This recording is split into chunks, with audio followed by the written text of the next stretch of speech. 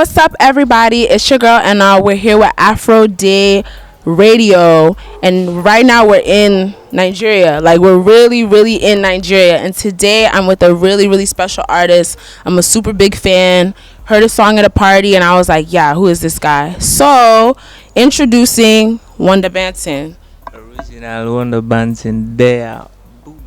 Hey, so just as a background for your name, my first question is, what is 1Da Banton? Where did this name come from? Because at first I was saying 1Da Banton. Do you get that a lot? Yeah, man. People tend to like pronounce it wrongly almost all the time, so I have to correct everybody. But it's like Wonda's a figure Da. That's 1Da Banton, but it's still pronounced as Wonder, like Wonder. So I used to be called Wonder Boy when I started getting into the studio back in the day. So when I wanted to take music as a teen, I decided to keep Wonder. Then I got Banton because of the love I have for dancehall music, like Bougie Banton. So I decided to make it 1Da Banton. Okay, So that's how I go 1Da Banton. so you have a love for dancehall music. So Yeah, man, so much love. can you give me some artists that that you were really inspired by growing up? The Mali family, like Damian Marley, Stephen Marley, and the rest of them. Beanie Man, Sean Paul. Until recently, Popcan, Cranium. Yeah, I love dancehall music a lot. That's dope. So I know you just had a song with Cranium. So growing up and loving dancehall music, what was it like being able to get on a track with him, and how did it come together? That was like a dream come true because I actually used to text him all the time, like on Instagram, like, yeah, man, I really love to make music with you. Shout out to Mr. Easy for making it happen. I had the opportunity to make music with him, so I was so amazed to make music with Cranium because he's a really, really talented and great singer. Yeah, shout out to him. What made you want to pursue a career in music? Is this something that you thought of when you were younger? Not really. I used to play football. Like I actually thought I was going to be a footballer. Yeah, because back then when I was little, I used to play for clubs and travel here and there to play football. But music, in one way or the other, just came and I just found myself making music, and I really loved it. For the Americans listening, when he says football, he means soccer, but it's really football. It's football. I don't know it's No, it's called football. It makes sense that it's football, but in America they call it soccer. Yeah, it's very stupid. And then football is, the Yeah, the one they do that like the American football. Yeah. Terrible, terrible. I don't like that one. Okay, so I don't know. So how long have you been making music for? Professionally, since I dropped my official single, I was at 3 years. Wow. Are your parents like encouraging of it? Like, what do your friends and family say about it? Oh, my dad is an education is so into school and stuff. So he wasn't really happy when I started, but from now, like, things started getting in shape, and I think he's proud now. So he's beginning to support me. Yeah, shout out to my dad, man. Hey, shout out to Papa. So do you write your own songs? Yeah, I write my songs. Where do you get your inspiration when you're writing and making music, like on a daily basis? Where do you get your inspiration from? Daily happenings, things that happen in my life. Another thing that gives me some kind of inspiration is marijuana because I smoke. You get? I smoke. When I smoke, anytime I smoke, I feel like getting into the studio and making a beat and making a song. So It just feels better and makes it sound better. Have you ever made a song off of heartbreak ever before? yeah, yeah, I'm very emotional. So I tend to write songs based on my emotion most times. Be it love, reality, or anything. I channel it to my emotions. So I just that's how I get to make the best of my music. Yeah. When you made African Woman, who was that about? Like, talk more about that song. That's one of my favorite songs, y'all. But African woman. Actually, I was making that song for somebody. Yeah, I was writing it for someone, like a lady. it's really beautiful. Like, I listen to the lyrics a lot. It's really beautiful. Thank you very much. That one, I really didn't plan that song. I just wrote it. I won't lie. It's not like I was inspired by one African or something. But The music video was really good too. yeah, shout out to my boss Adasakuki. He shot it. I actually shot it in my hometown in River State, Oh, Opobo. really? Yeah, that It's was my village. beautiful. Yeah, Really? that was my village. Yeah, I have to go there. That place was beautiful. He got the Yeah, sunset but like perfectly. for you to get there, you have to cross some real nice oceans. Some real nice oceans. Yeah, Oh wow. would you want That's to do crazy. that? I don't know. I took an Okada today, so maybe that's how you say it, right? Yeah, Maybe, Okada. maybe. So I guess when you were obviously now Afrobeats is like is taking like a different route now. Who would you say your top five artists, old school Afrobeat artists versus like new school Afrobeat artists? So before the year 2010, before the year 2005, who are your top five, your favorite artists? Star Plus, Two Face, The Banj, Wonder Cole. That's special. I like that guy. Wonder Cole, um, LD. Yeah, those are my five top. Like back then artists. Yeah, What about today? Burna Boy, still Wonder Cole because he's still here. Yeah, Whiskey. Um, I like Tiwa Savage.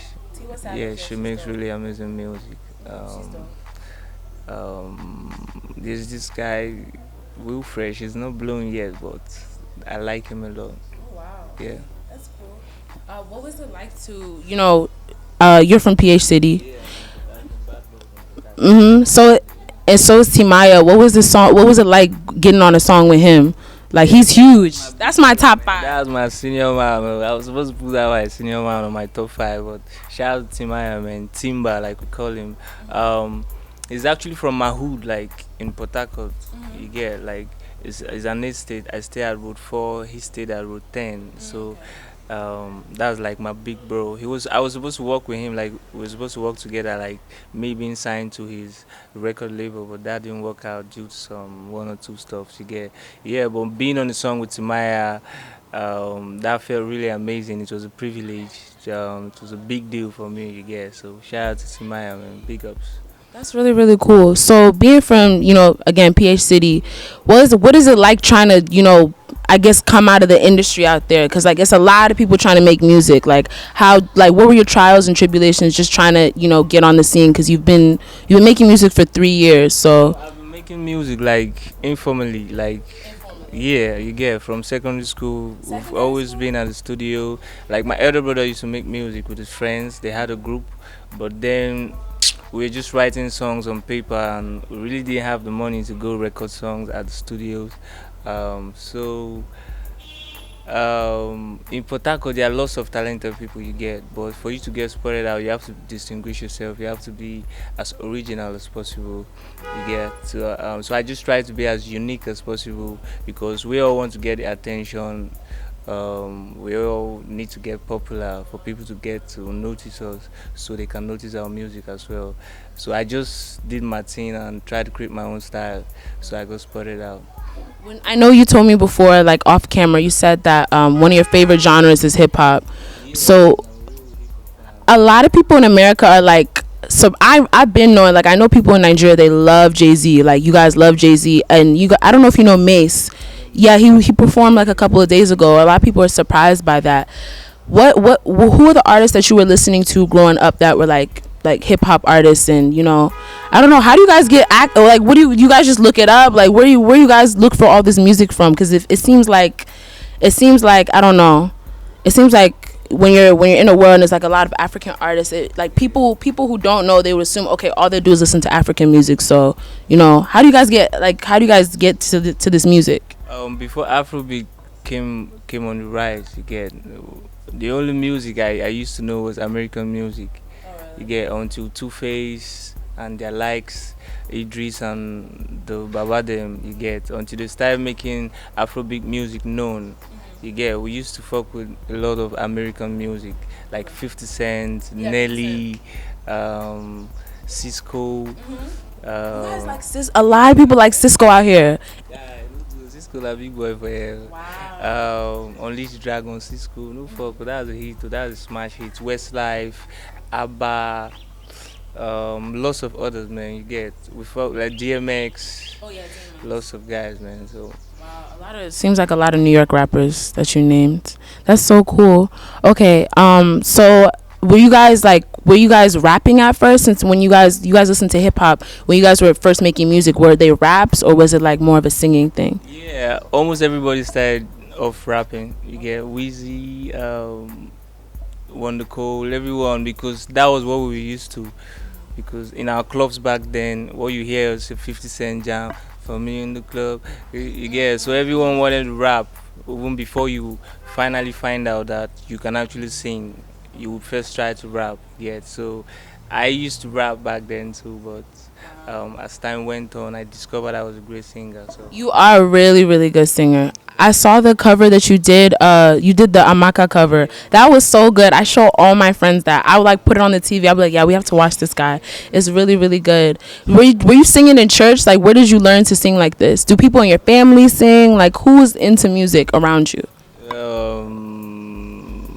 not really. Not really. I really didn't. I used to play drums in church, but I wasn't really singing in church. Like I just played drums, but I've always had this music idea. I've this background. My elder brother sings. My elder sister used to sing in the choir, so but I didn't really sing in the choir. But I've always had that music thing in me.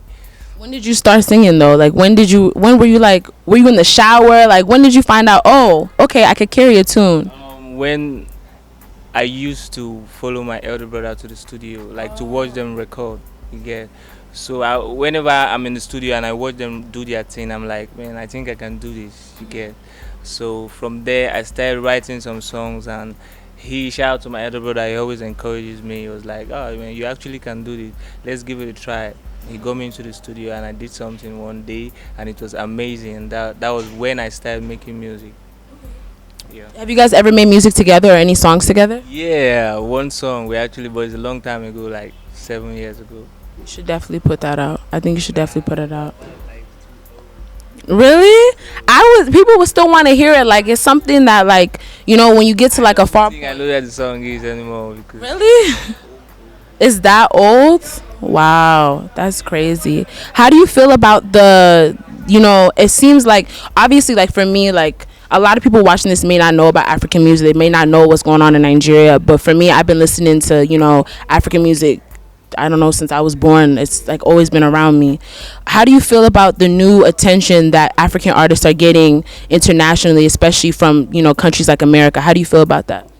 yeah, I'm really happy because and shout out to everybody who has contributed to us attaining this height. The legends, Weezy, David, Two Face, the band, and the rest of them.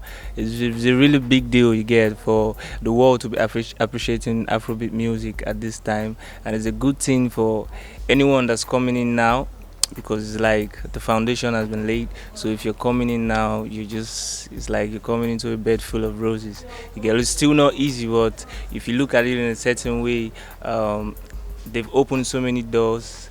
You get, so it's not really like a new thing to the world anymore. So all we have to do is just take up from where they stopped and just take it to the next level. And a lot of people think it's a new thing, but it's been around for a really, really long time. Shout out to Fela Nicola Yeah. Bokuti, man. Big ups, man. So as far as like when you're making your music, what message do you want to leave on this earth when it comes to your music? What do you want to be remembered for when it comes to your music? Um, Originality again. I want them to say, yeah, when they hear the particular sound, they'll be like, yeah, this is a 1Da Banton kind of music. You get, so I'm keen on creating my own kind of, not a genre per se, but my own kind of sound. Like if you hear this sound, yeah, this is 1Da Band, and I've started already because my songs. If you hear my song, like this is a 1Da Banton music. So that's what I really want to like work towards. So when I'm not here anymore, like my music is still going to be here, banging strong. Okay, that's amazing. So are we gonna like foresee in the future any type of EP or project coming soon? Yeah, man, I have my album on lock already because I want to drop that early 2020, like 3 months, 2 months into the year, and it's going to be dropping like madness. I don't say too much about the album until it drops. Okay, that's good. US tour? Yeah, man. US tour, Europe tour in general, you get. You have a Europe tour in January? What are the cities Not that? in general, like I said, Europe tour in general. Oh, in general. Yeah, Okay. I'm going to be touching down so many places. That's so cool. Okay, so can you tell everybody where they can follow you at? Yeah, man. Original on Instagram, 1Da Banton, one as a figure, DABANTON. Same on Twitter, Snapchat, every man. Just link up. You already know, man. Original there, boom pa. Okay, I'm having a good time. I'm here. Thank you so much for letting me come up here. First time on the mainland. Super happy. Super happy I got to interview you in Nigeria. Thank you for watching Afro-Dey Radio / Afro-Dey Show. This is Enna and I'm signing out.